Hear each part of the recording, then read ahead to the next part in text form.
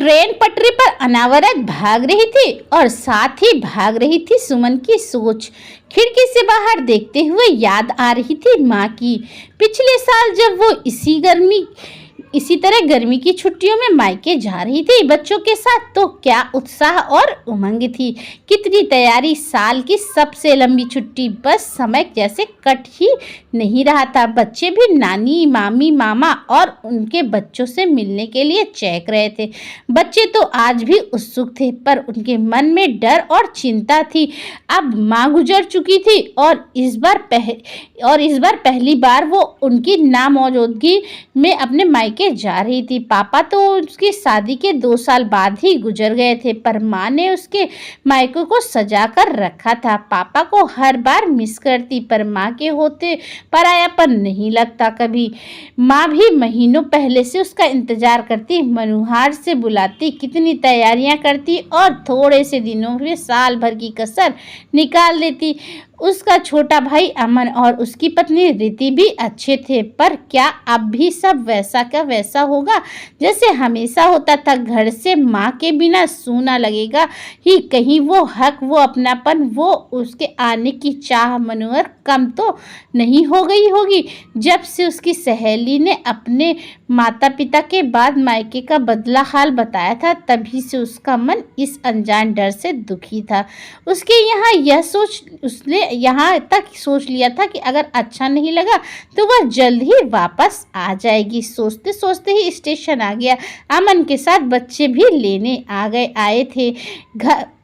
घर पहुंची तो जैसे माँ बार बार गेट के चक्कर लगाती थी, वैसे ही रीति को भी पाया। घर के अंदर जाकर देखा तो उसका मनपसंद शरबत तैयार था। कमरा साफ और सुंदर फूलों से सजा था। नहाकर खाना खाने बैठी तो सब पसंद की चीजें बनी थी। शाम को माँ की तस्वीर के पास बैठी तो रीति चाय ले आई। बातों ने उसका मन ही बदल दिया। सच में माँ के जाने के से घर सूना हो गया था। हर कोने में उसकी यादें बसी थी। रीति भी उन्हीं को याद कर रही थी। रात को अमन उसकी पसंदीदा आइसक्रीम लाया था। उसने सबके लिए लाए हुए उपहार दिए। बस अगले ही दिन कुछ दिन पंख लगाकर उड़ गए। सबके यहाँ मिलने जाना, थोड़ी शॉपिंग, थोड़ा घूमना, और रीति तो उनको कितनी बार चाट खिलाने की मनुहार करके ले गई थी।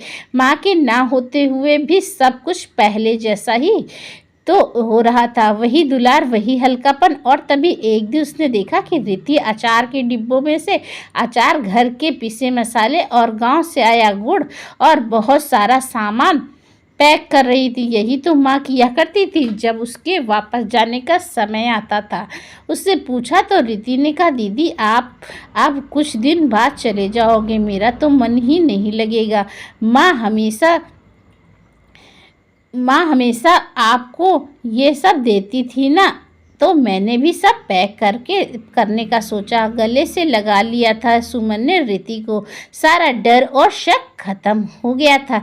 इस महीने में माँ की बहुत याद आई, पर अमन और खासकर रीति ने उसे इतना प्यार और सम्मान अपमान दिया कि वो समझ गई थी कि उसका मायका आज भी उसका है और हमेशा रहेगा।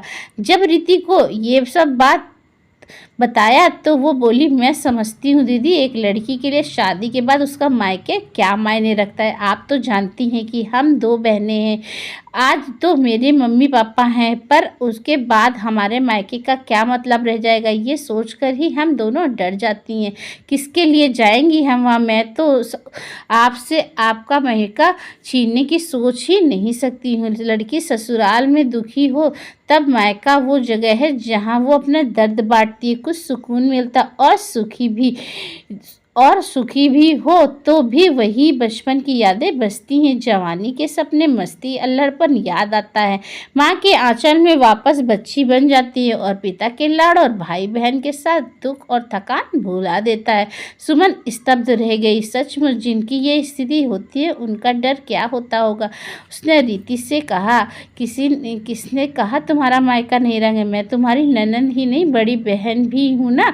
भगवान करे अंकल आंटी का साया हमेशा बना रहे, पर खुद को कभी अकेला मत समझना। माँ नहीं है तो क्या, मैं तो हूँ ना। जब मन करे मेरे यहाँ बच्चों को लेकर आना। कभी अमन तंग करे तो मुझे बताना और कभी संकोच मत करना। बस आप वापस जाने का दिन आ गया था आज।